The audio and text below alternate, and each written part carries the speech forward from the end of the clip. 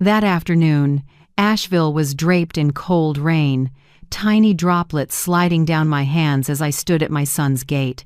I carried a porcelain box, the birthday gift for my granddaughter. All I pictured was her throwing her arms around me like always, but as I neared the window, the laughter from inside made me freeze. It wasn't a child's laugh, it was my husband's. Through the slit in the curtain, I saw him on the sofa, pressed close to my daughter-in-law. Her head rested on his shoulder, her fingers tracing little circles on his collar like they were a pair of secret lovers. Papers were scattered across the coffee table, and I only caught my daughter-in-law's voice, sweet but cold. "If you file for irreconcilable differences, we'll get at least half." And her old house. "Let me handle improvements reimbursement."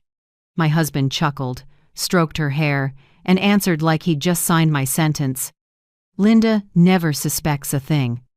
She spent her whole life trusting people." I stood on the porch, stunned, hearing my heart crack under the rain. The box slipped from my hands, the lid shattered, the ring of porcelain on tile like a death knell for 40 years of marriage. I didn't knock. I pulled out my phone, hit record, took a long breath, and thought, they've shown their hand, now it's my turn to set the board. If you're still listening, tell me where you're watching from. Every comment you leave is another mark in this journey. And if this story has touched you, don't forget to hit like so it can reach even further. I stayed in the rain for a long while, my hands still shaking, whether from the cold or the truth that had just stabbed straight into my chest. I couldn't tell. The living room light kept spilling warm gold outside, where the two people I loved most were whispering how to take me down. I backed out of the yard, careful not to make a sound. Mud swallowed my shoes, my right one soaked through, but I felt nothing except emptiness. Back in the car, I sat in the dark with my hands on the wheel. Every sound seemed to die out, leaving only the cold wind through the frame and my heartbeat like a drum. I replayed the recording. Kelsey's voice, my daughter-in-law, rang clear through the speaker. "She'll never suspect." Each word was a small knife, lodging deep in my memory. I looked into the rearview mirror and saw my own face, a 66-year-old woman, gray-streaked hair, lined skin, tired eyes. A retired teacher who had spent a lifetime teaching students about honesty, trust, and decency, never imagining I'd be betrayed inside the very home I built. I inhaled deeply, pulled up my phone, and saved the recording. Then I opened my notes app and typed the first line, March 7th, 5:42 p.m. Asheville. Victor present at Jason's house, present with Kelsey. Divorce papers on the table. Conversation indicates they are planning to seize assets. I typed each word slowly and firmly, like grading an ethics paper gone wrong. Driving off that little street, I kept my speed steady so no one inside would notice. I knew I couldn't act on emotion. They know the law, and they had surely anticipated my reaction. I had to stay one step ahead. When I got home, our house at the end of the lane by the pines, where Victor and I had lived nearly 40 years, his truck was where it always was, by the garage. Now I finally understood why, for months, he'd said, busy at the shop, tough clients, working late, all lies. I walked in. The diffuser still carried a faint lavender scent I always turned on at night. The quiet felt too heavy. The morning paper he'd left lay on the dining table, a huge headline. High-profile divorce in Charlotte, wife loses everything. I let out a small laugh. How ironic that I was living that very story. I made myself a cup of black tea, set my phone on the table, and began recording a memo to myself. It's 7 p.m. I, Linda Carver, am documenting what I saw and heard. If anything happens to me, this will be the first piece of evidence. Victor and Kelsey are planning a sham divorce to seize assets. I have audio, time, and location. This will not be the last entry. I saved the file and named it Evidence 01. The tea cooled, but my head felt clearer than ever. I took out my old brown-covered notebook I used for lesson plans and wrote a title in blue ink, Counterplan. I split the page into 4 columns. Evidence. Money trail. Timeline. Action plan. I started listing each point in detail. 1. Victor lied about being at the shop all day. 2. His truck appeared at Jason's house at 5:30 p.m. 3. Kelsey had divorce documents. 4. They discussed improvement reimbursement and asset division. I wrote until my hand ached, but each line made me feel a little stronger. On the table, an old family photo stared back, Victor beaming next to Jason on our trip to Maine, me holding Lily. I brushed my fingers against the frame. That photo used to prove love and family. Now it was just a reminder of my own naivety. I didn't cry. The tears had dried up along with my trust. I knew I couldn't let emotions lead. I had to go back to who I was on the podium, rational, steady, methodical. I opened my laptop and logged into the bank. Something was off. Lots of small withdrawals, hundreds here and there, spaced out every few days, something I'd never noticed before. I printed every statement, slipped them into a plastic sleeve, and labeled it Suspicious Finances.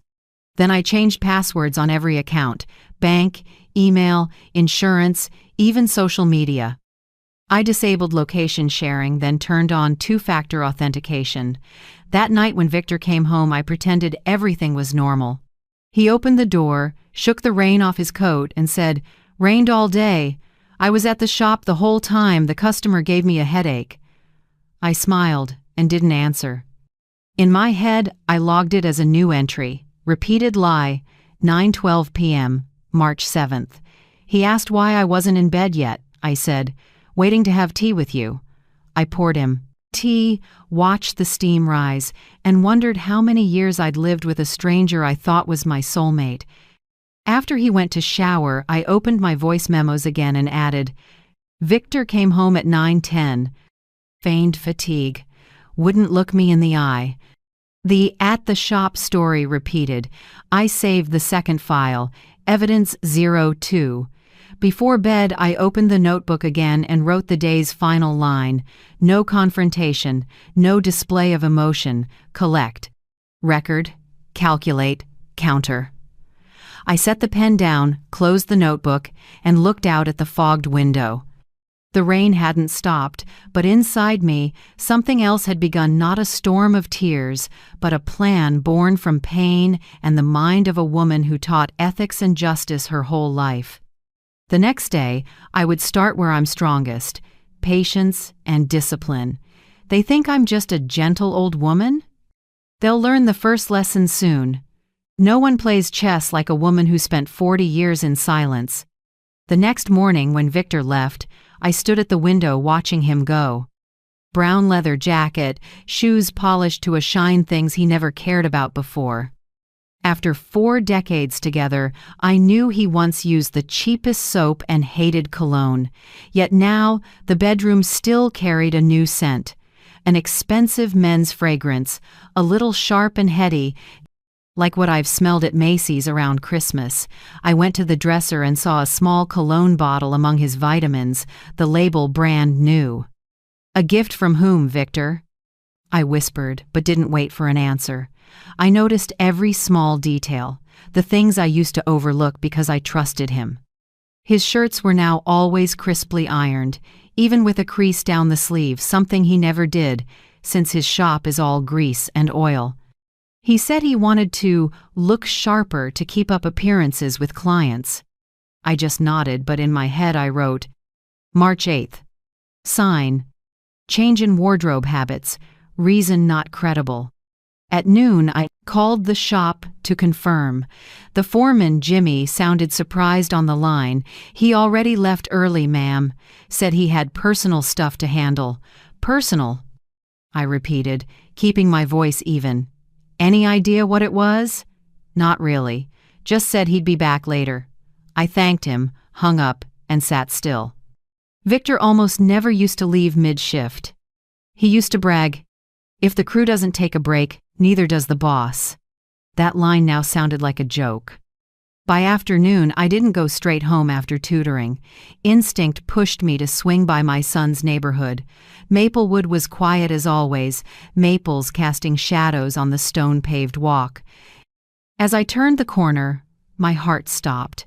Victor's gray pickup sat neatly in front of Jason's garage. I killed the engine, parked 2 houses down, and reclined the seat so no one would see me. Through the misted glass, I saw them. Kelsey stood on the porch, blonde hair spilling over her shoulders. Victor stood close enough that their breath could have mingled. She tilted her head up, said something that made him smile, the smile I hadn't seen on him when he looked at me in a long time. Then Kelsey reached up, adjusted his collar, her fingers sliding slowly across his shoulder, then down his chest, intimate. No words needed, no more proof required. I understood. I pulled out my phone, opened the camera, and snapped a few quick shots. Each one was a stab, but my hand stayed steady.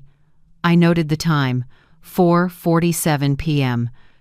License plate, NC 237FK. I saved everything in a folder labeled proof. Just as I went to start the car, the house next door opened. Jason's neighbor, Mrs. Collins, stepped out in a blue knit coat, mail in hand. She spotted me and gave a little wave. I lowered the window and tried to smile like usual. "Oh, Linda, didn't know you were dropping by today." "Yes, just bringing a little treat for Lily." She smiled, then lowered her voice like sharing a secret. "Well, Victor's here a lot. I figured you two were moving to be closer to your son." I kept my face neutral, but my hand tightened on the wheel. "Yes, maybe he's helping Jason with repairs." "That's nice, but you know, they seem very close, like a truly tight father-son pair." I only nodded, then quickly excused myself. As I drove off, her words echoed, "Victor's here often." That night when he came home, I set dinner like always, roast and mashed potatoes. He talked about busy days at the shop and grumbled about picky clients. I smiled and quietly served him another slice. Inside, I added a new line. Lie continues, 8:17 p.m. After he fell asleep, I gathered his laundry. In his coat pocket, I found a motel receipt. Green Valley Motel, Asheville downtown, dated last week. Time, from 1:20 p.m. to 5:10 p.m. I sat on the bed, hands trembling as I stared at the bold print, Room 214 paid in cash. There's no explanation that could excuse that. I tucked the receipt into an envelope, wrote the date, and hid it in the secret drawer of my desk. The papers were stacking up tiny pieces of evidence, but I knew each fragment would soon form the full picture. 2 days later, after Victor left, I pulled up our bank statements again. A pattern jumped out. Small withdrawals, only about $100 to $200 at the same ATM, less than a mile from Jason's house. Over the past 2 months, more than 10 such transactions. I printed the statements and marked each line in red pen. Every time I looked at the numbers, anger rose, not about the money, but the contempt. In the late afternoon, I sat by the window, sunset washing gold over the old wood floor. I glanced at the wedding photo on the wall, Victor in a black tuxedo, me in a puff-sleeved white dress. Back then, he told me, "I'll never give you a reason to doubt me." I smiled faintly, a smile drained of feeling. I opened my phone and pulled up the photo folder.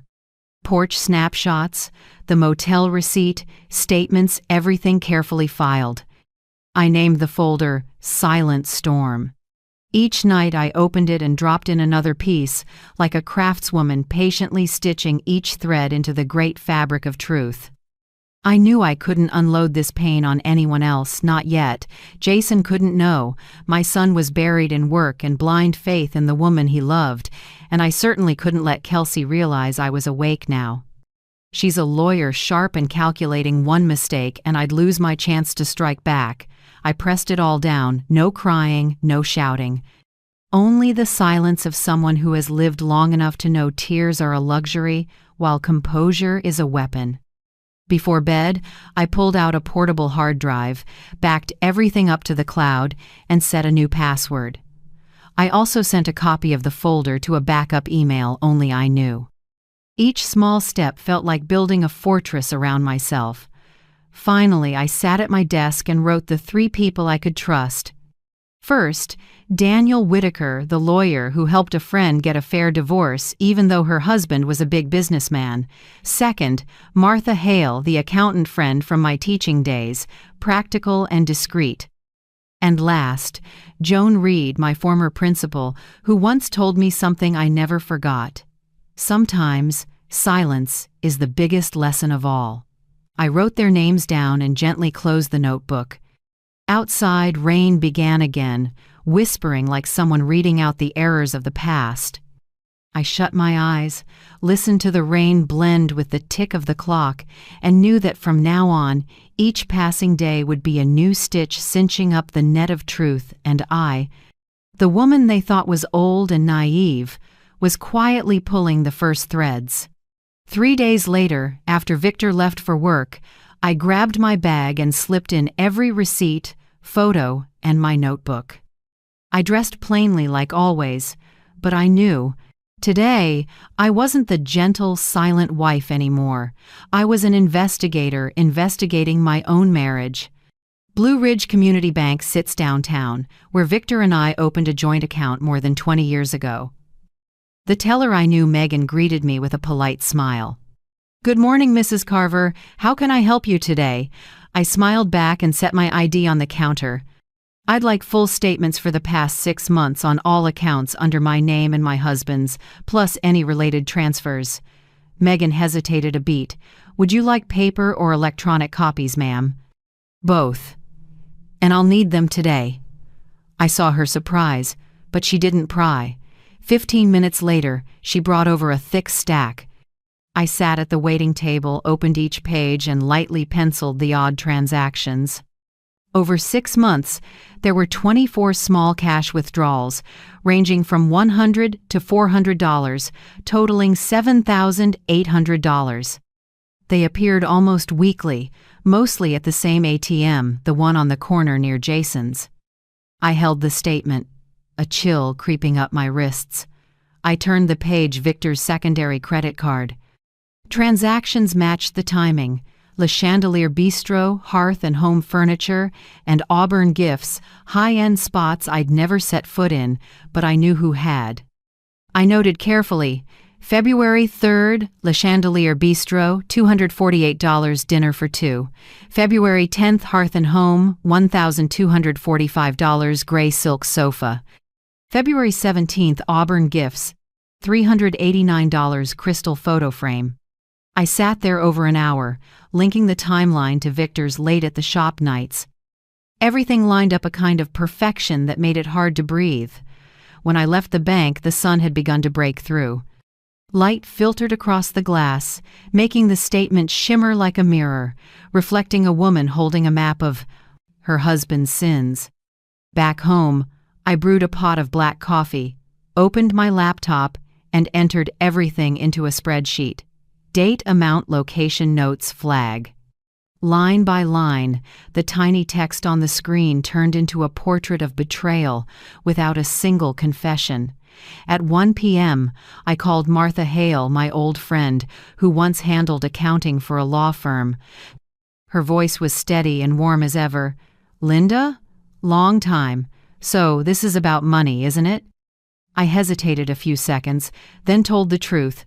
"Martha, I think Victor is hiding money, and I need to protect my share without tipping him off." Silence for a few beats. Then Martha spoke softly but firmly. "First, don't withdraw anything. Leave it as is. Let the trail stay clear. But open a new account in only your name at a different bank. And print every document. More is better." I did that this morning. "Good. And the house? That place was yours before marriage, right?" "Yes. I bought it with my mother's inheritance before the wedding." "Perfect. Then no one touches it if the deed stays solely in your name. Check the file, make sure there was no retitling into marital property." After the call, I went to my office, opened the safe, and pulled the deed. The line still read, "Linda May Carver sole owner." I took photos, printed 2 copies, one for a folder labeled "Separate Property," one for my backup safe deposit box. While I was sorting papers, my phone pinged transaction alert. Victor just spent $1,700 at Riley's Jewelers. I didn't have to guess who the gift was for. I opened my inbox and hit print. Sheet after sheet slid out, each one evidence that couldn't be denied. I marked each page and arranged them by date. Every whir of the printer made the room feel heavier. By late afternoon, I stared at the pines behind the house, shifting color in the fading light. I remembered Victor standing out there cutting grass, wiping down the truck, smiling at me from a distance. Now it was only the hollow outline of a man I'd once trusted with my life. I closed the file, took a deep breath, and headed to Best Buy at the mall. I bought a Sony mini voice recorder, lighter size, clips to a pocket. I picked up extra memory cards and spare batteries. When the clerk asked, "Using it for lectures?" I smiled slightly. No, to record the truth.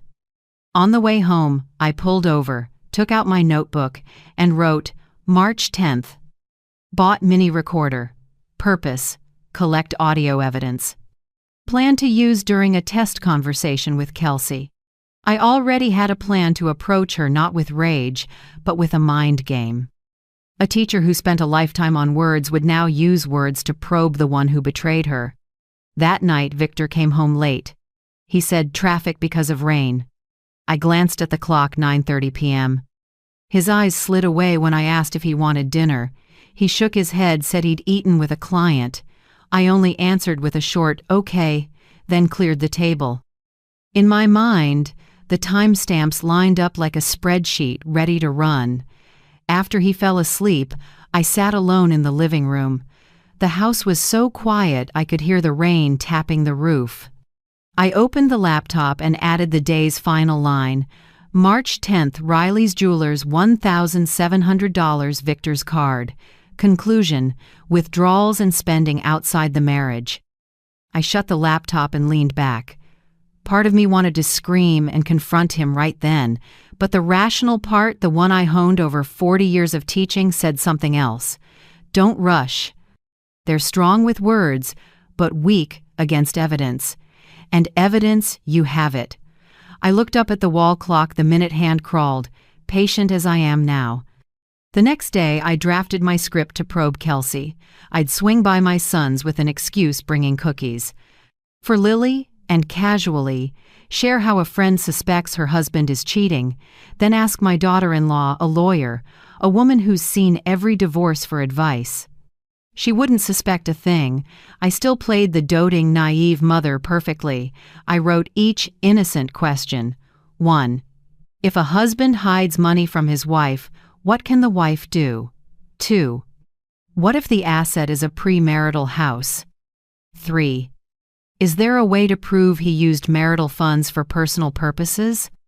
I reread and tweaked every word, like prepping for the last lecture of my life, a lecture for myself.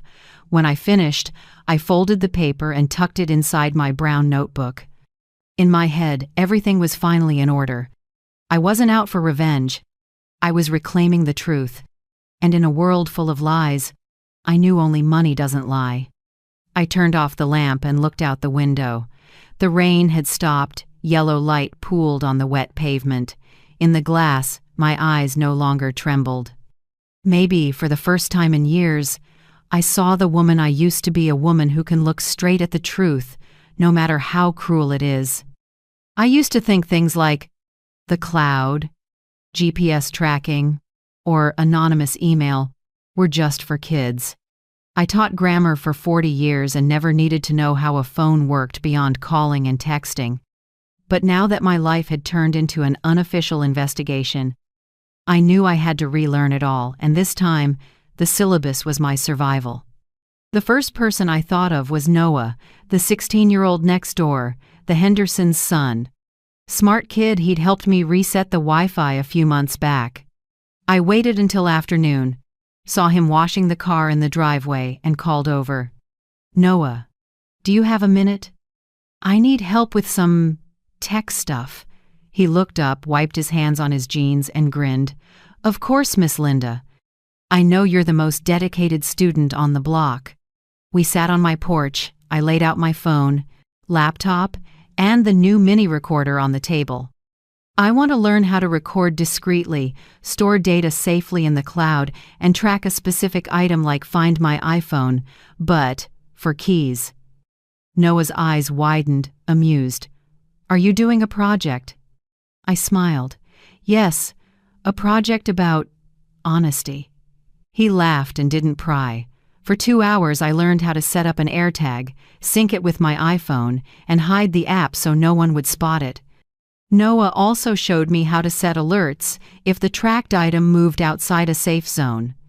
I tested hiding the AirTag on Victor's keyring, the birthday gift he'd bragged about because it's engraved with my name.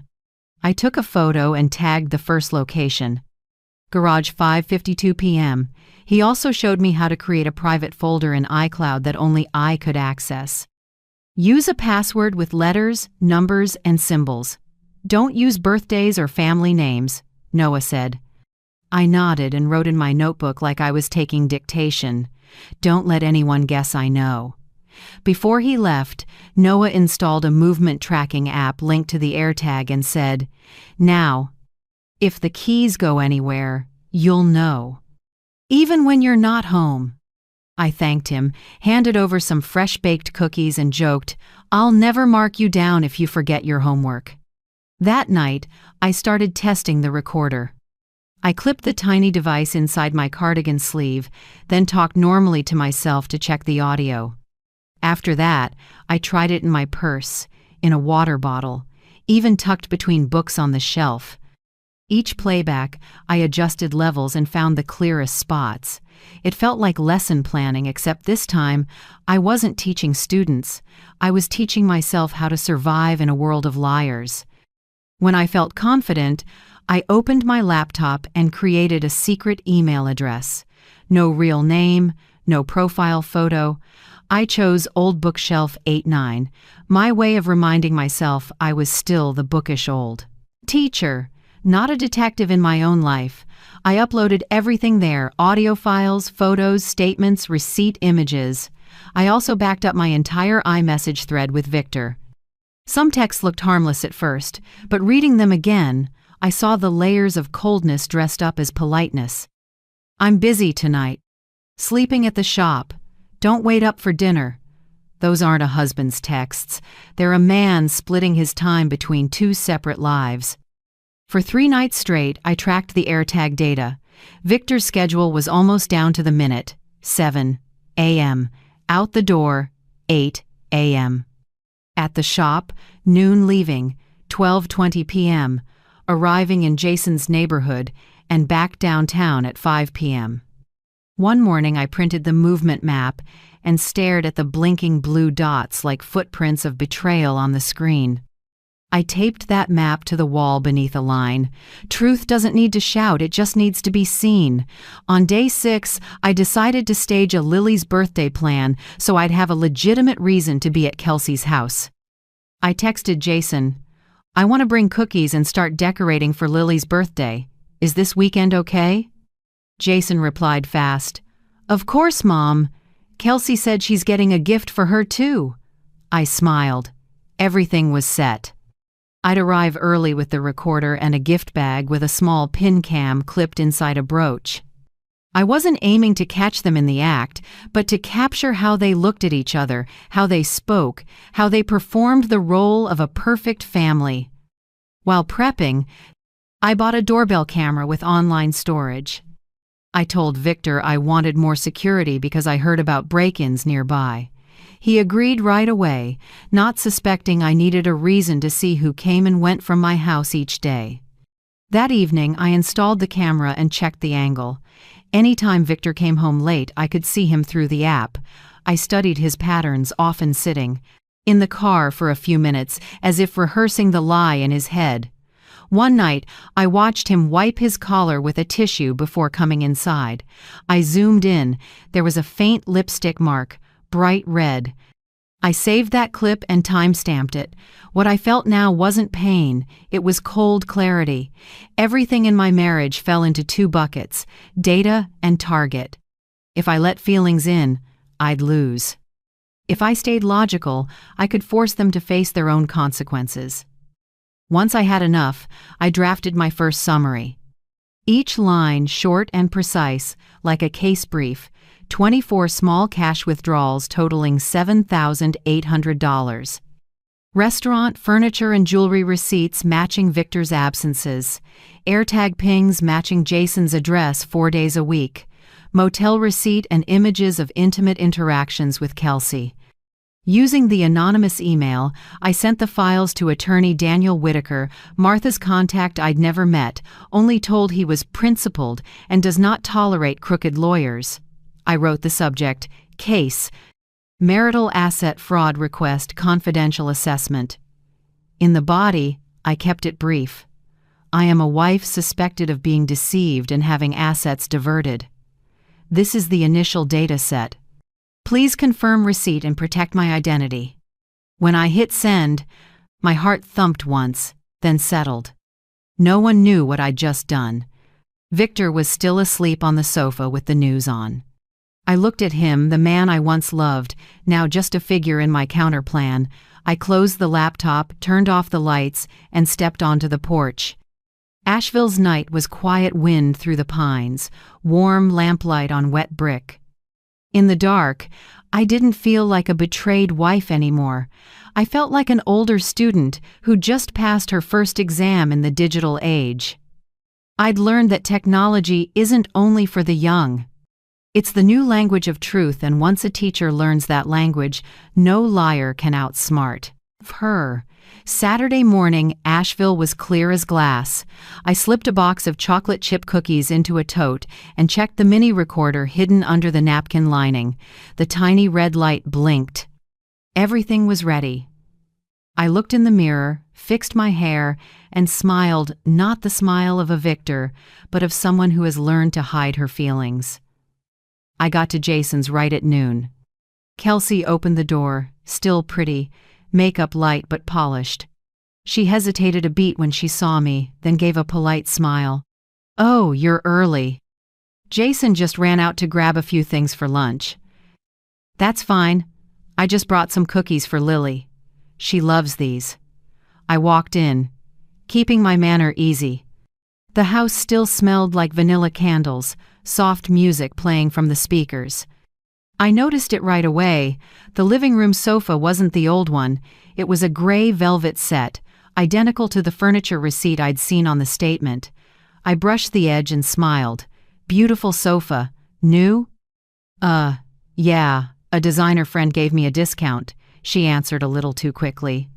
I sat, set the cookie box on the table, and began, "I've noticed Victor's been different lately."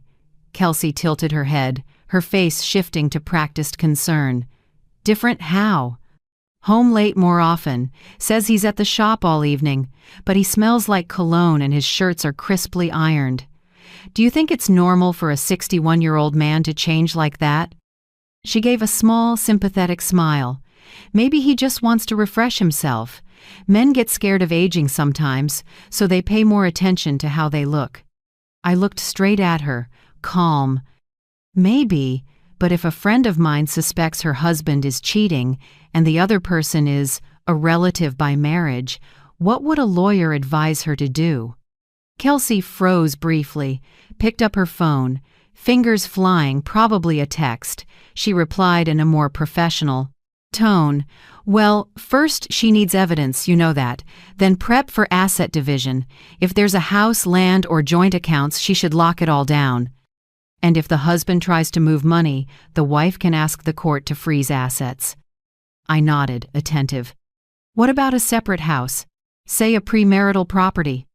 She arched a brow, clearly interested in the legal angle. "Technically separate property isn't split, but if there were upgrades, renovations, improvements during the marriage, and joint contributions can be proven, the other side can still claim reimbursement. Depends on how good the lawyer is." She sounded so confident, I could almost hear the arrogance. I feigned confusion. Wow, complicated. So if the husband has a strong lawyer, the wife could lose a lot? Kelsey smirked slightly. Not necessarily. What matters is who prepares first. If you plan it well, the person who understands the law won't lose anything. That line hit the quiet room like a pebble thrown onto a still lake. I felt every word, "won't lose anything." It wasn't advice, it was the manifesto of someone practicing it. I still remember that moment, her confident smile, me just listening, steady as a lake. Not because I was weak, but because I already knew. Wind can blow words away, but it can't blow away evidence. What do you think about that moment? Is silence the strongest form of payback? Tell me in the comments, I truly want to know what you'd choose. I chuckled lightly, easy as small talk. Sounds like you've handled a lot of these cases, huh? She laughed softly, shrugged. Oh, it's the job. At my firm, divorces over assets happen all the time. I glanced down at the phone in my purse. The recording light was still on. Everything was being captured, every word. Right then, Lily burst out of her room, pigtails bouncing, clutching a plastic doll. She squealed, "Grandma, you're here." I opened my arms and kissed her forehead. The warmth softened me, but her next line cut cold. "Grandpa came yesterday when Dad was at work. Mom said he was fixing the cabinet." The room went silent. I kept smiling, smoothing her hair. "Really? Grandpa's very handy." Kelsey hurried up to gather cups, flustered. "She's just chatting, Mom." Victor only stopped by to say hello. I looked at her, expression unchanged. Kids remember well. Sometimes better and more honestly than adults. The air grew heavy. I stood and glanced at my watch. I should get dinner started. I'll catch Jason another time. Kelsey nodded, voice stiff. Okay. Drive safe. I bent to kiss Lily again, keeping my voice warm. Keep Grandma's secret, okay? I'll bring cake next time. She giggled, oblivious to the storm gathering around her. Out at the car, my hands trembled slightly. I shut the door and took a long breath. My heart pounded, but I knew I couldn't let emotion win. I saved the recording. Length, 42 minutes. Clear audio. I played a few clips. Kelsey's steady professional tone, punctuated by her soft laugh. If joint improvements can be proven, the other side can claim a share. What matters is who prepares first. Won't lose anything. Those 3 lines, just 3, sketched the entire picture. I drove slowly down Maplewood, sunlight filtering through the leaves. In the rear view, I saw my reflection calm, but with something resolute in my eyes. The anger had settled, replaced by cold focus. I was no longer the one being fooled. I was becoming the one who keeps the record. At home, I unpacked, plugged the recorder into my laptop. The audio file appeared, waveforms neat and even. I renamed it Kelsey Interview 1, then filed it into Silent Storm. I sent a copy to Daniel Whitaker's anonymous intake email with a note, audio of discussion between female subject K and me, March 16th, duration 42 minutes. Content indicates intent to seize assets via improvements reimbursement. Please confirm confidentiality. I hit send and watched the screen. Mail sent successfully popped up, tiny words with enormous weight. That night, Victor came home late. Said there was a new client. Needed negotiating. I nodded, pretended to be tired, and went upstairs first. Once the door closed, I opened my phone to the location app. The blue dot, the AirTag on his keys, was parked at the address I knew by heart, Jason's house. I smiled softly, not out of pain, but because I realized their secrets were now telling on themselves through the data. I didn't even need to ask. I opened my notebook and wrote one short line. Today, March 16th. Successful recording. Kelsey confirms legal knowledge and financial motive. Lily provides supporting detail. Collection phase nearly complete. I closed the notebook and set the pen down. Outside, a thin crescent moon hung low, silver light slipping through the curtains onto the spread of papers, evidence, maps, receipts, statements, all weaving the betrayal they themselves had authored. And I, the woman once dismissed as weak, was writing its ending with planned silence. I never thought I'd walk into a law office not to sign a contract or notarize a form, but to plan a counterattack against my own husband and daughter-in-law. But that morning, as Asheville's sun touched the tall panes of Whitaker and Associates, I knew there was no turning back. Daniel Whitaker's office was on the 4th floor, neat and bright, the smell of coffee mixing with new paper. He was in his 50s, tall, with silvering hair and gray eyes sharp enough to read my story before I spoke. When I set the thick folder on his desk, he nodded slightly and said, "Steady. Martha gave me a heads up. But I have to say, you've done a professional investigator's job. Your filing system is problem, something I could learn from." I gave a dry smile. "I'm only doing what I need to protect myself, Mr. Whitaker." He went sheet by sheet, statements, photos, audio, even the AirTag route maps I'd printed. Each time he nodded, a bit of weight lifted, not for the praise, but because I wasn't carrying this alone anymore. After nearly 20 minutes, he set his glasses down and looked at me. "First, we need to temporarily freeze the joint accounts. Based on this evidence, I can file for an emergency freeze due to suspected misuse of marital assets. Once frozen, all transactions stop immediately." I nodded. "I want that done as soon as possible. We'll do it Monday at 8:30 a.m. I'll draft the papers this afternoon, you just sign." He poured more coffee, voice even but careful. "As for Kelsey, this part is delicate. She's an attorney, which means ethical obligations. If you provide sufficient proof that she exploited family information for personal gain, I can file an ethics complaint with the state bar. That won't just ruin her reputation, she could be suspended." I tightened my grip on the cup, eyes on the desk. "I don't want to destroy anyone, but she destroyed my family." "I understand," he said slowly. "So we'll run 2 tracks. Plan A, reconciliation. You confront them in a family meeting, present the evidence, and give them the option to sign a quiet separation agreement. Plan B, if they push back, I file immediately. You have evidence, a potential witness, and legal grounds. They won't have room to maneuver." I was quiet for a few seconds, then asked, "Which do you think they'll choose?" "Smart people choose silence. Arrogant people choose a fight. From what you've described, they'll fight. That's better for us. Angry people confess for free." We mapped the steps. He wrote briskly. 1. Monday, 8:30 a.m. Freeze all joint accounts. 2. Monday, 9:15. Notify the bank and the insurance company. 3. Same day, 2 p.m. You'll sign a formal retainer so I can represent you. 4. Tuesday, prep the ethics complaint against Kelsey. 5. Wednesday, send the family meeting invitation, our trigger point. When he capped his pen, I looked at the strong handwriting, each line nailing down the plan to win my fairness back. Before I left, he said, "I'll need Martha to verify any home improvements they might claim. Have her audit receipts, materials, and actual timelines so we can counter precisely." That afternoon, I went to Martha's. Her small house was as tidy as ever, cinnamon in the air. After I laid it out, she nodded firmly.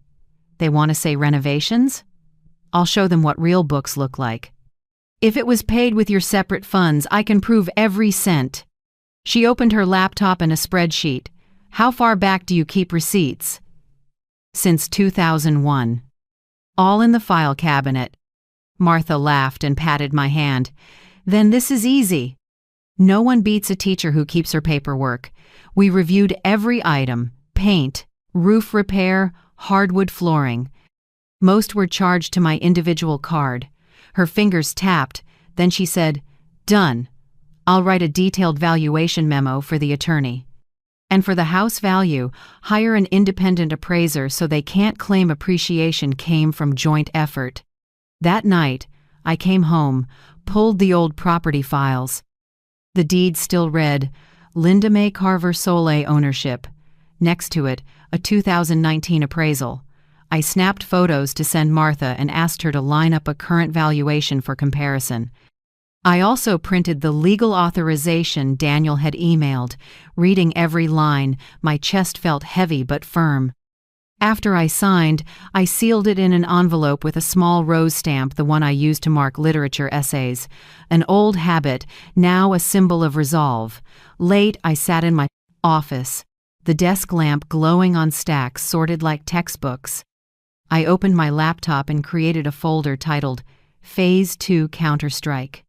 Each subfolder labeled Financial Evidence, Professional Ethics Evidence, Family Meeting Script, Temporary Lodging Emergency Plan. That last one made me pause. I knew if things spun out, I'd have to leave this house at least for a while. Not out of fear, but to work safely. I called my trusted friend, former principal Joan Reed.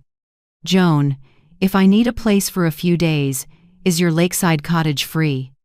She didn't hesitate. Always a room for an old friend, come whenever. Thank you, it may be soon. I ended the call and opened the window. Night was quiet, just crickets. I wondered how life veered this way from a wife planning meals to a woman planning legal strategy. Strangely, I wasn't afraid. When trust is gone, instinct and reason take over. Next morning, I got up early, brewed coffee, and prepped materials to send Daniel. When Victor stepped out of the bedroom, I kept the same calm as always. He asked, "You're up early?" "Couldn't sleep. I want to reorganize the file cabinet and get the tax binder ready." He nodded, not the least bit suspicious. I watched him head for the door, the key ring with the AirTag glinting in the sun. The blue dot on my phone's map would start moving again, leading me to places he never imagined were being tracked. I smiled not bitterly, just the smile of someone who knows she's holding the upper hand. That afternoon, I got a confirmation email from Daniel Whitaker. Received all documents. Account freeze order will be submitted at 8:30 a.m., Monday. Have your ID and the power of attorney ready to sign at the bank. After that, we'll plan the family meeting later in the week. Let them believe you're still the gentle woman they think they know. I reread the last line, let them believe. I don't think I've ever seen advice so perfectly true. That evening, I baked an apple pie, Victor's favorite. When he came home, I served it like nothing was wrong. He said, "This is great. You always know how to spoil me." I smiled and answered softly, "Sometimes I just want things a little warmer, before they go completely cold." He laughed, not understanding, and I looked down at the rich, fragrant slice of pie, thinking, in 2 days, you'll know what it feels like to lose everything. The night before Monday, I organized the files one last time and tucked them into a leather bag. On the sticky note outside, I wrote briefly, Monday, 8:30 a. Freeze. Wednesday, family meeting. No trembling. No forgiveness. I turned off the light and sat in the dark for a long moment. Moonlight slipped through the curtains and fell across my hand, the hand that had cooked meals, written lesson plans, wiped my son's tears. Now it was about to sign the paper that would change our family's course forever. But maybe justice doesn't always come from a courtroom. Sometimes it comes from a woman who stands up quietly at the right time. Monday morning, 7:45. I sat in the kitchen with a cup of coffee, looking out at the garden still covered in dew. Everything was quiet, except the clock ticking like a countdown. Next to me, my phone showed a new email from Blue Ridge Community Bank. Confirmation of temporary legal hold on accounts. I read that line over and over, feeling like I'd just laid the first brick of a protective wall. Right at 8:30, per Daniel Whitaker's plan, all joint accounts for Victor and me were completely frozen. Every transaction, credit card, auto transfer, everything stopped at once. I pictured Victor at a gas station, swiping his card like usual, and the machine saying, Transaction declined. He'd probably think it was a glitch. But in a few hours he'd learn the error wasn't in the machine, it was in his choices. 9:55. My phone buzzed. Victor's name lit the screen. I answered slowly. Linda? Can you check what's going on? My card won't run. The ATM's failing too. Even the auxiliary business account is locked. I kept my voice even. Really? I'll call the bank and ask. They're probably doing maintenance, but it's weird my other joint account is down too. Can you call them for me? Sure, I'll check, don't worry. His voice shook a bit, though he tried to sound calm. I heard typing and a car door slam. He was probably trying to pull cash somewhere. When the call ended, I checked the time exactly 10 a.m. Step 1. Perfect. At 11 a.m., the phone rang again. This time it was Kelsey. Hi, Mom, Victor said. There's an issue with the accounts. I have a friend in the banking system who can take a quick look. If you give me the account numbers, I can call them to speed things up. Her tone was soft, but every word felt like a probe. I let a pause sit, then answered slowly, Oh, that's kind. But I think it's just a technical mix-up. I'll call the bank, no need to trouble you. Mom, banks are usually slow to respond. I just need a few minutes. I cut in gently but firmly. It's okay. I prefer speaking directly. I put the call on speaker and dialed the bank's customer service right in front of her. She didn't know I had auto record turned on. Hello, this is Linda Carver. Our accounts were just frozen. I'd like to know why. The woman on the other end spoke clearly. Yes, Miss Carver.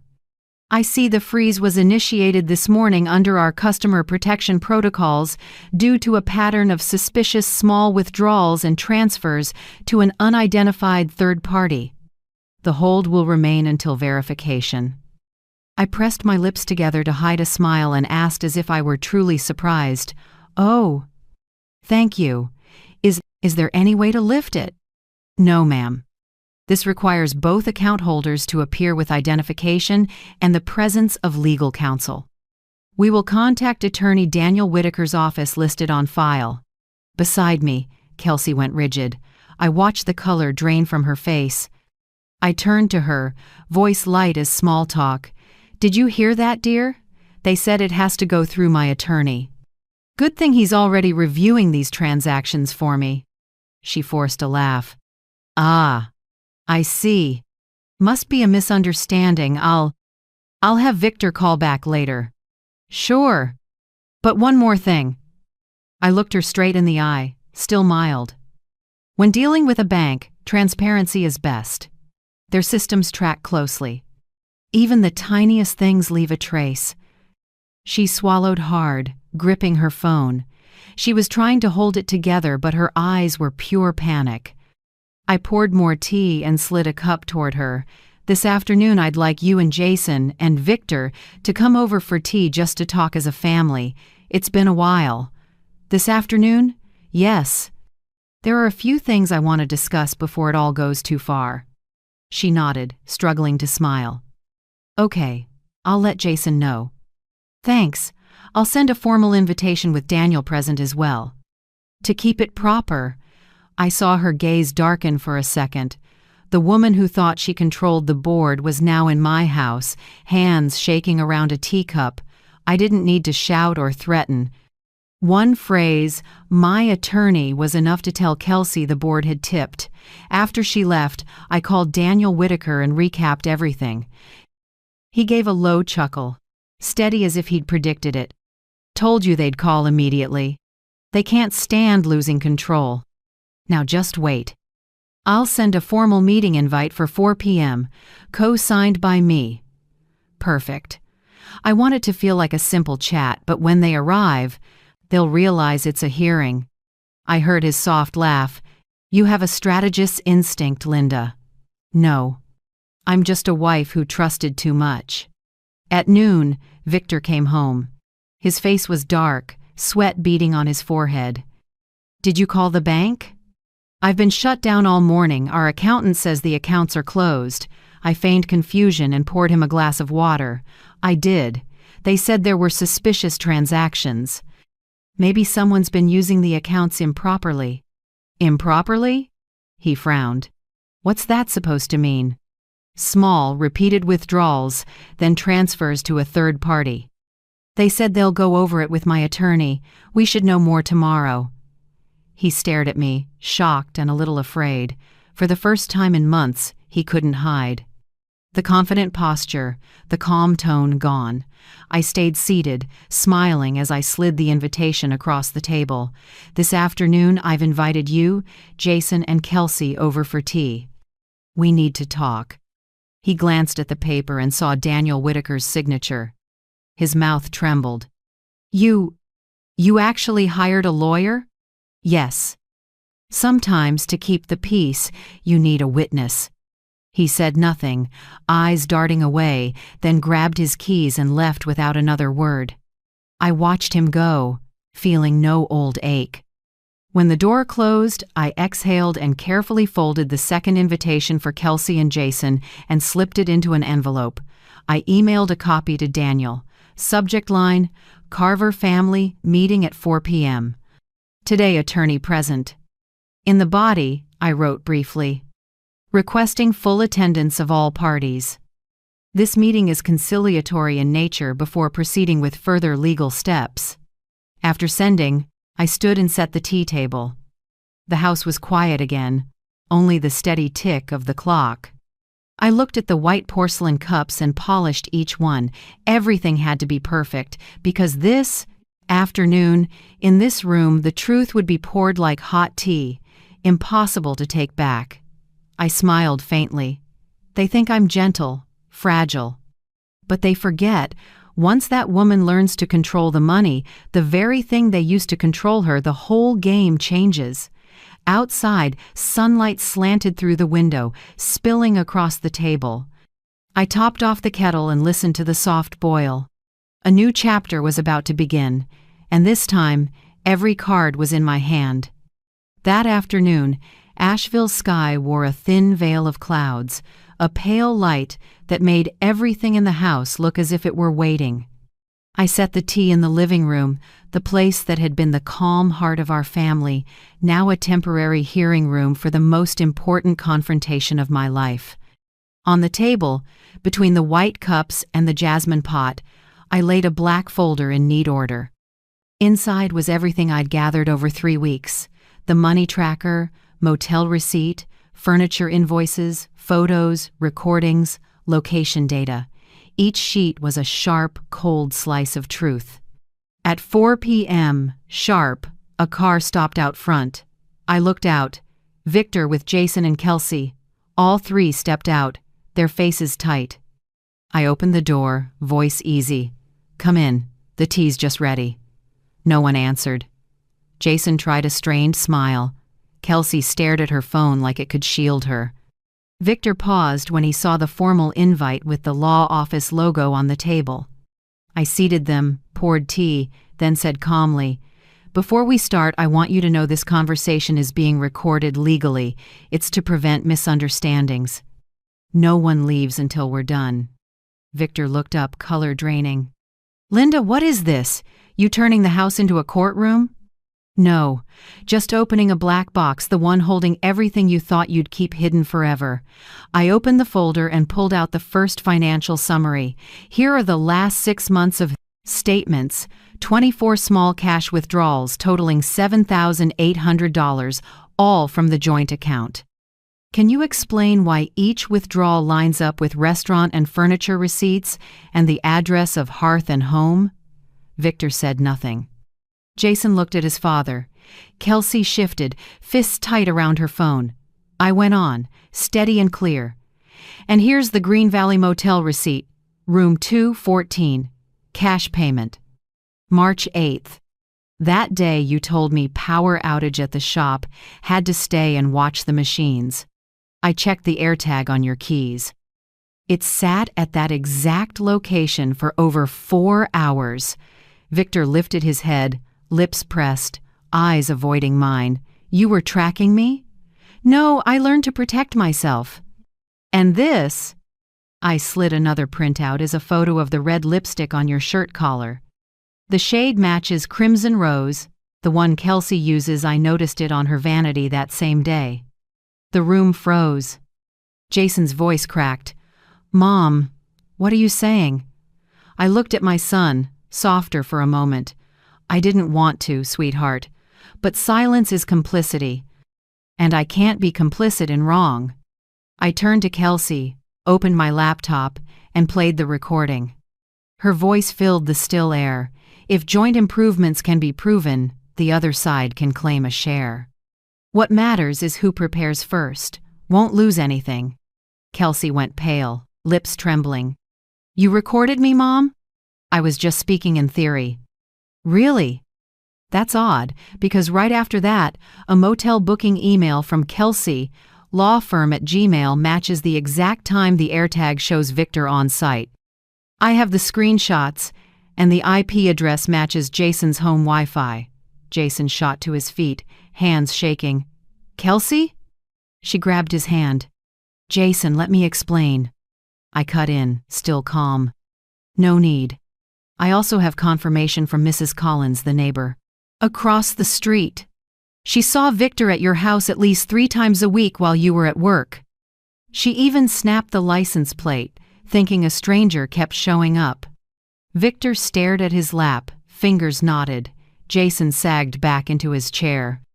I knew this would wreck him, but truth waits for no one. I slid over Martha's valuation. These are the home improvement costs you plan to use for reimbursement. Every item paid from my separate account, with my signature on deliveries. This house is entirely separate property. No one has a right to even a percent. Kelsey bit her lip, eyes wet, but I saw no remorse, only fear. I pushed the final set of papers to Victor, a separation ultimatum. Victor, I've already signed. You keep the shop and the truck, they're your labor and contribution. But this house, my mother's house, where I've lived all my life, you won't touch it. If you sign today, I won't pursue criminal charges for financial abuse or interference with ownership. If not, my attorney files in the morning. He opened his mouth, and I lifted my chin, voice cooler. And before you say anything untrue, remember this is being recorded legally. I've filed notice of recording with counsel. No one leaves until we're done. The air thickened. I could hear the clock ticking like the house's heartbeat. I looked straight at Kelsey, voice low but firm. As for you, I've filed an ethics complaint with the North Carolina Bar for using your legal knowledge for personal gain within the family. They'll investigate. Maybe it's a suspension, maybe disbarment. That depends on what you choose today. Her mouth fell open, lips quivering, hands laced as if to hide them. Jason stared at his wife, eyes full of hurt and disappointment. I stood and gave a small signal. The door opened and Daniel Whitaker walked in, jacket crisp, file case in hand. He glanced around, nodded to each of them, and sat beside me. His voice was low and steady. I represent Mrs. Linda Carver. This meeting is formally noted in the civil record as a witnessed family conciliation. Objective: reach a voluntary separation and confirm asset allocation. From this moment, all statements carry legal weight. If anyone leaves, it's considered a forfeit of response. Victor sat rigid. Kelsey hung her head, tears starting. Jason watched me, torn in two.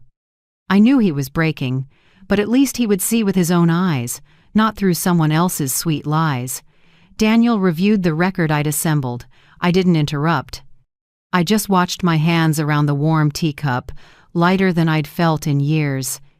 After 40 years of blind trust, for the first time, truth was on my side. When he finished, he said clearly, "Mrs.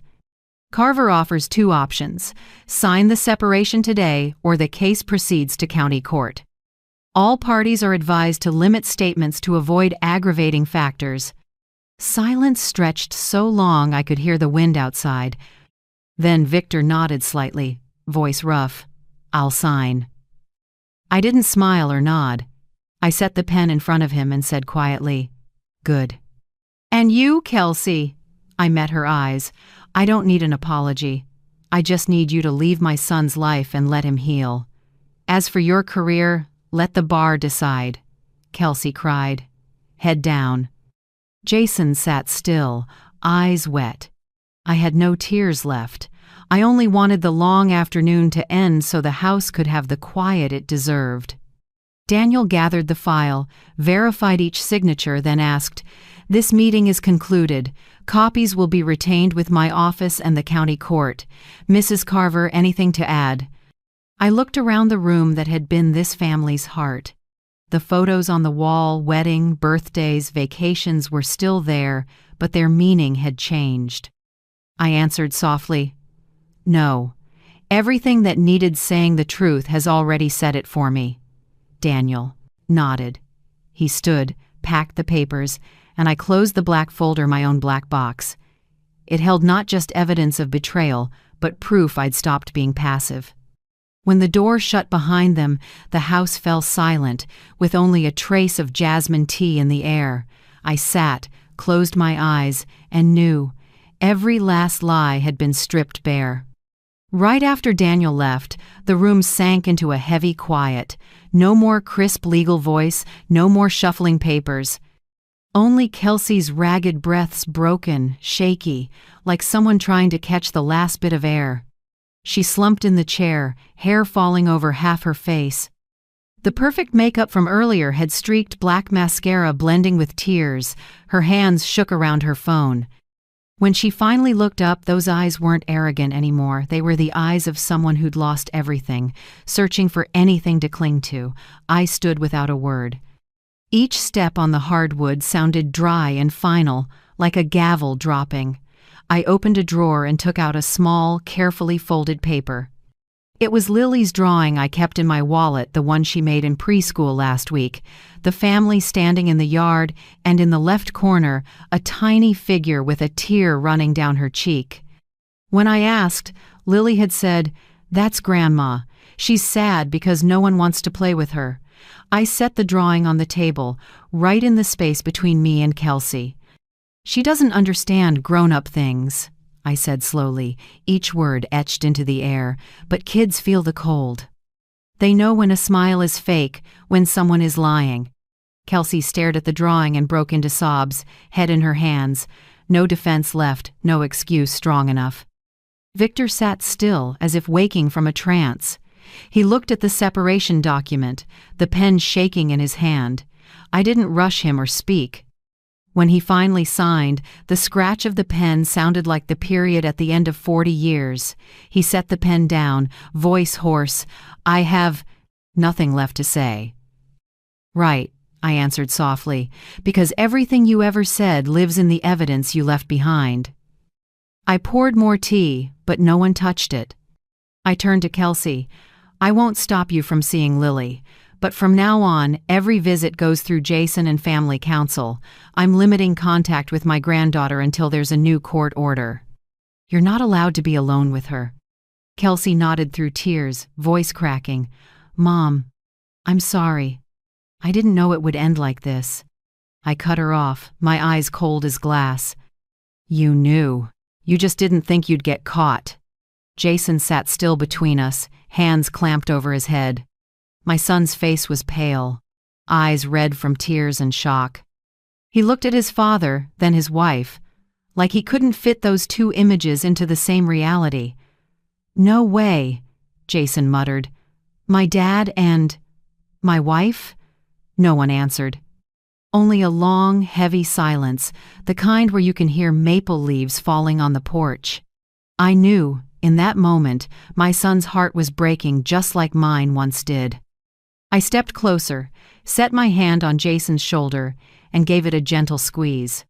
"None of this is your fault, Jason. Don't make yourself carry more."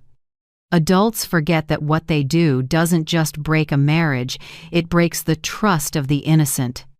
Jason choked up and dropped his head onto my shoulder like a child. I let him cry, my hand moving slowly across his back, feeling pain and relief at the same time. I knew I had saved one thing, the truth, even if it cost the rest of this family. Victor stayed seated, staring into nothing, No trace of the man who once said, "I'll protect you for life." Now he was just an old outline, alone in the wreckage he made. Daniel came back after a few minutes with his case. He spoke quietly to me. "I've completed the confirmations. All documents will be filed with the court in the morning. The assets are divided exactly as you proposed." I nodded. He looked around the room with kind eyes but didn't interfere. As he gathered the files, he slid each page into the leather case, then turned to me. "You should change every password today. I'll send a security template prevents unauthorized access." "I know," I said, "and I will. Bank to phone, email too." When Daniel left, I turned back to clear the table. No one said a word. I heard Victor get up and pull the small suitcase I'd already placed by the door. "I'll go now," he said hoarsely. "I won't come back." I didn't look at him. "That's the best thing you've ever done for me." The door closed. A small sound, but inside me, it thundered. Kelsey staggered onto the porch and pulled out her phone. I heard her voice, strangled with tears. "Jason, I'm sorry. I was wrong. It's my fault, not yours, not anyone else's." Jason looked at her, his cheeks still wet. "I don't know what to believe anymore, Kelsey. I don't know how long I've been living in a lie." She tried to touch his hand, but he stepped back. Not out of hate, because an invisible wall had gone up between them. Love, when betrayed, doesn't shatter like glass right away. It fissures first, then goes numb. Kelsey turned away, crying without sound. Jason stood there like someone who'd lost his bearings. I wanted to say something, but there's no sentence strong enough to mend that. Finally, I said, "Take a few days, don't stay here. Go to a friend's place or back to your old campus. I'll handle the rest." He nodded, eyes rimmed red. When they both left, the house was quiet enough to hear the clocks tick. I gathered the cold teacups, stacked the leftover folders, and locked them in the office safe. I changed every password, account by account, bank, email, cloud, even an old social media login. I updated security questions, removed old links, and turned on two-factor authentication. Daniel had said, "Whoever controls information controls the board." I understood that now more than ever. When I finished, I opened the cabinet, took the black file, the one I called my black box, sealed it in a waterproof bag, and drove to the bank. I placed all evidence and original papers in a safe deposit box at the main branch. The banker asked, "Anyone besides you authorized to access this?" I smiled faintly. "No one, just me." On the way home, I lowered the window and let the wind through my hair. Asheville cooled toward evening, but I felt a strange calm. I had lost a marriage, lost trust, lost the illusion of a perfect family. In return, I'd gained freedom, the thing I didn't know I was missing. When I parked at the gate, I looked up at the house, now empty. The last light of day came through the frame, catching tiny dust motes in the air. Maybe tomorrow I'd clean everything, repaint the walls, set a few new pots of flowers. The masks had fallen, the truth was bare, but it was also the first light after years of dark. I shut the car door and gripped my keys. Inside, the house waited for me, quiet, clean, and for the first time, entirely mine. In the days after, my home was quiet again, but not the suffocating kind. It was order and calm, like after a storm when the wind has passed and the ground still smells of rain. I stood in the living room with morning light coming through the windows, dust drifting in the air, dust I hadn't noticed for years because I was too busy, trusting. On the far wall hung our wedding photo, me in white, Victor in a black tux, two young people smiling with the naivete of forever love. I took it down. The dark wood frame left a lighter rectangle, a scar of memory. I wrapped the photo carefully, put it in a box, and sealed it. Not out of hate, but to make room for new light. I repainted the room a warm cream that let the house breathe. With each stroke, I wiped away old layers, not just paint, but silence, hurt, and lies that had clung to these walls. I changed the curtains, reset the desk, arranged the shelves, and hung up the landscape Lily drew for me. Grandma and me in the garden. It was simple, but when I looked at it, I felt a joy I'd forgotten. I decided to turn the house into a literature classroom. Every morning, I held a small class for older neighbors, people who'd left school for life and children. We read Shakespeare, Dickinson, Frost, and sometimes wartime love letters. They told me they came not just to learn, but to remember how to keep living. Maybe I was learning that too. One April afternoon, Jason came back. He'd lost weight, but his eyes were lighter. He stood at the door, a suitcase in hand. "I'm coming home for a while, Mom. Lily needs a quiet place." I only nodded and opened my arms. We hugged for a long time. I didn't say welcome home because it had never stopped being his home. With Jason back, the house had laughter again. After therapy sessions Daniel helped arrange, Lily started sleeping through the night, fewer bad dreams. She sang and drew again, only now her pictures didn't have Grandma crying in the corner. We gardened together. Each morning Lily and I planted another row of white daisies. Jason fixed the fence and repainted the gate. In his eyes I saw a light I hadn't seen for a long time, the light of someone learning to forgive himself. I also saw a therapist, as Daniel suggested. Dr. Marion, silver hair and a steady voice, told me, "Linda, forgiveness doesn't mean accepting what they did. Forgiveness means you let yourself move on without carrying them in every step." I wrote that in my notebook. At night I'd reread it and add, "I didn't seek justice for revenge. I sought it so I could rest." When the legal work was done, I set up a trust for Lily. The house, savings, and small investments would slash and did all be hers when she was grown. I didn't leave anything to anyone else, not out of spite, but to end the loop of grabbing and dependence. Lily deserved a future that starts with trust, not suspicion. As for Kelsey, I had no contact. Daniel told me the disciplinary process was underway. The ethics committee had opened a review, my recordings included. Maybe she'd be suspended, maybe worse. I didn't feel happy or sad. Everyone learns their own lesson, the one they choose. Victor still ran the little shop outside town. None of us reached out. I wasn't angry anymore, but I didn't need to forgive either. We all have our roads, and mine was clear, now straight, with no one else's shadow. Summer came, and the neighborhood buzzed again. Neighbors brought apple pie, strawberry jam, and handwritten cards. "We admire you, Linda. Thank you for showing us courage has no age." I lined the cards on a shelf, each one a small piece of returned faith. At night, after Lily fell asleep, I sat by the window and wrote a journal called Lessons from the Marriage Class. I didn't write about betrayal. I wrote about what survives loss, self-respect, clarity, and the strength to stand up. I wrote, "Love is a long class. Some graduate with honors, some walk out empty-handed. But if we listen closely, even wounds can teach us something." I sent a draft to the local paper, and they ran it in the Life After 60 section. People called and wrote to say my story helped them leave bad relationships. I wasn't a hero, just someone who finished her own lesson. Then, one late fall afternoon, Lily turned 6. We made a chocolate cake and lit 6 small candles. As she closed her eyes to wish, Jason and I shared a look without words. The 3 of us blew out the candles together. The little flames died, and the white smoke curled up like an old spirit finally released. Lily cheered. "Grandma, Mom says when you blow out candles you have to make a secret wish."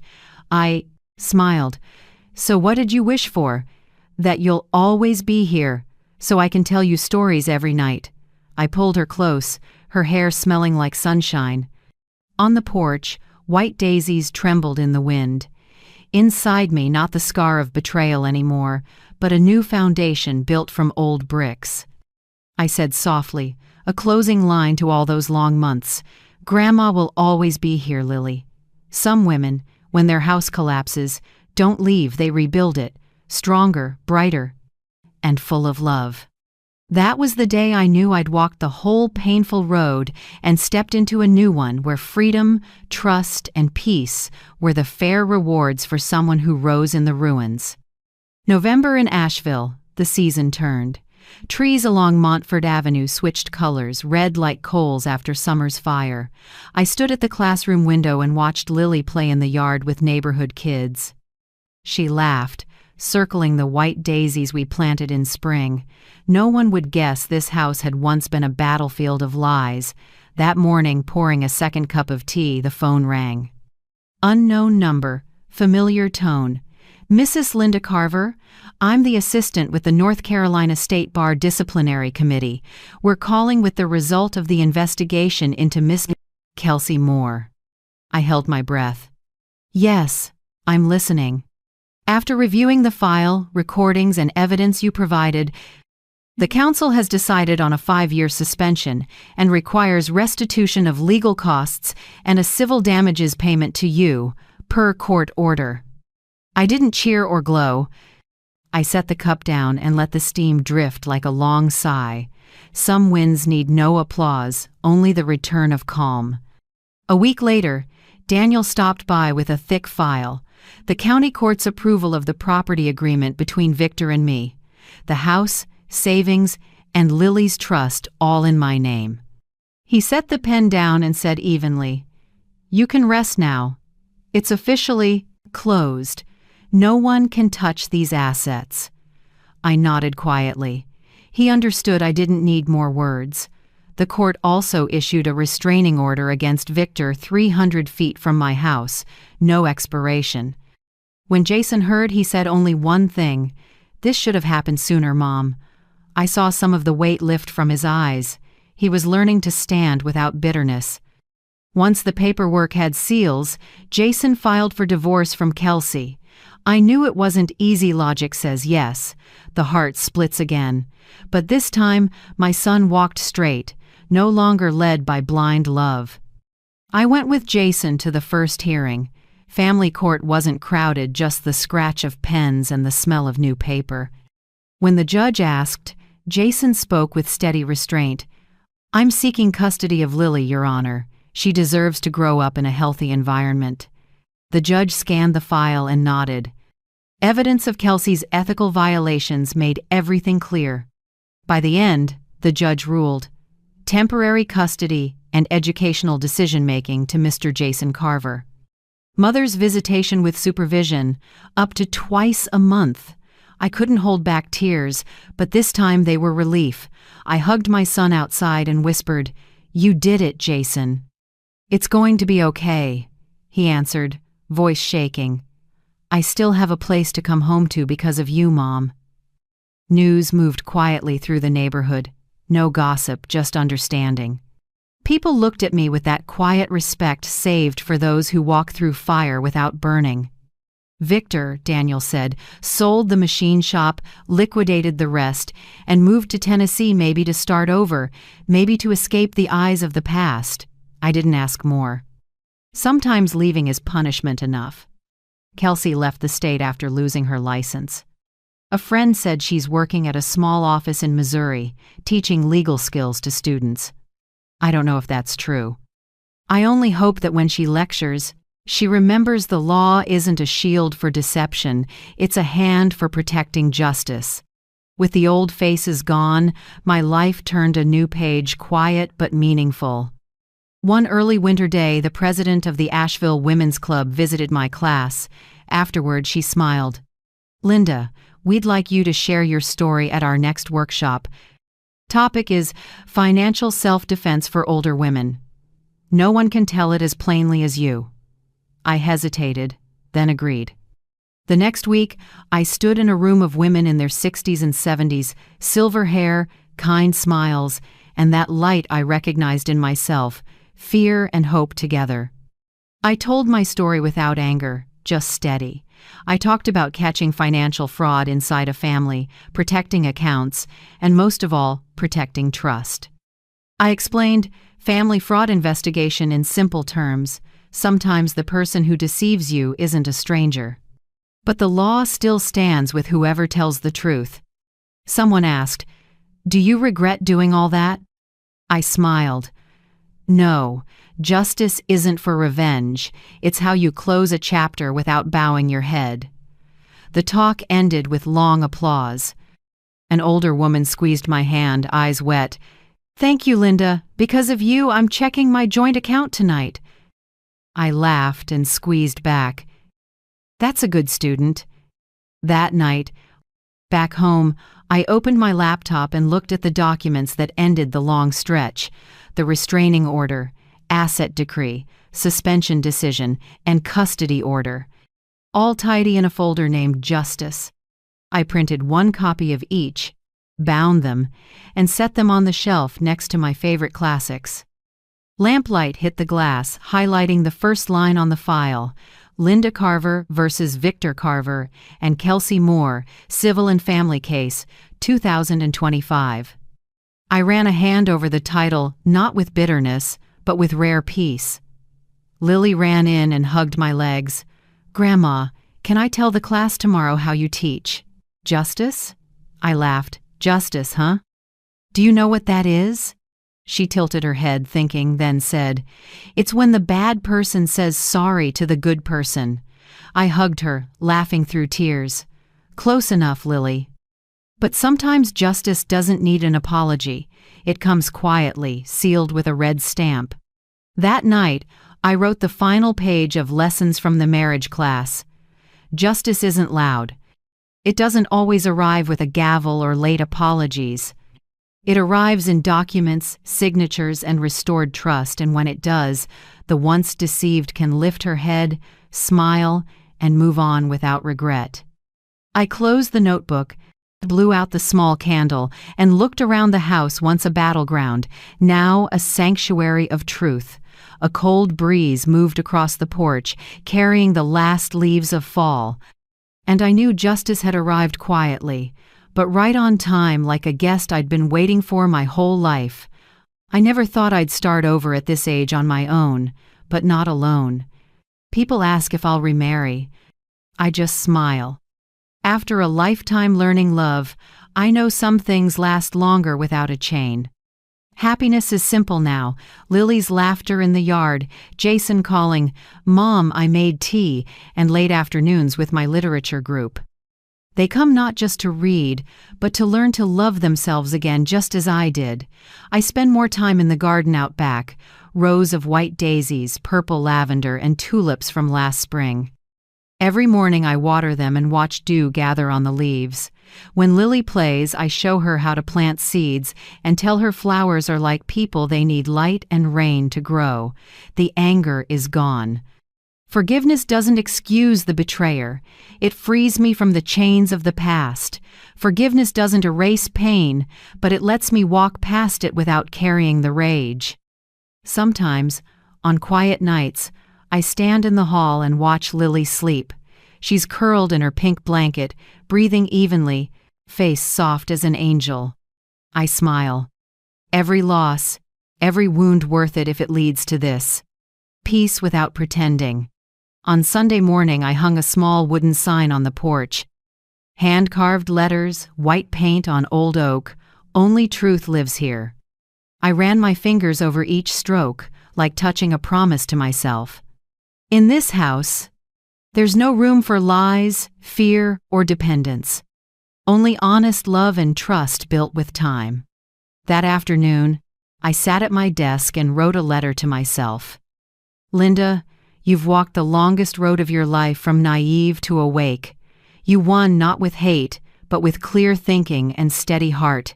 You kept what mattered most: honor, freedom, and light inside.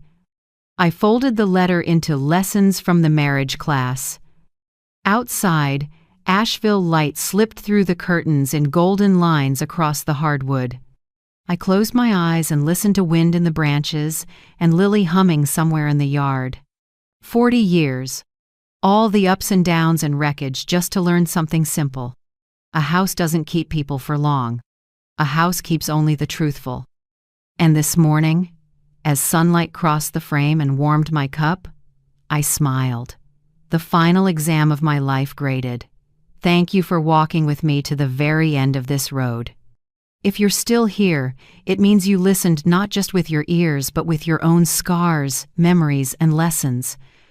I tell this not to reopen pain, but to remind us, even after betrayal, we can stand without losing our dignity.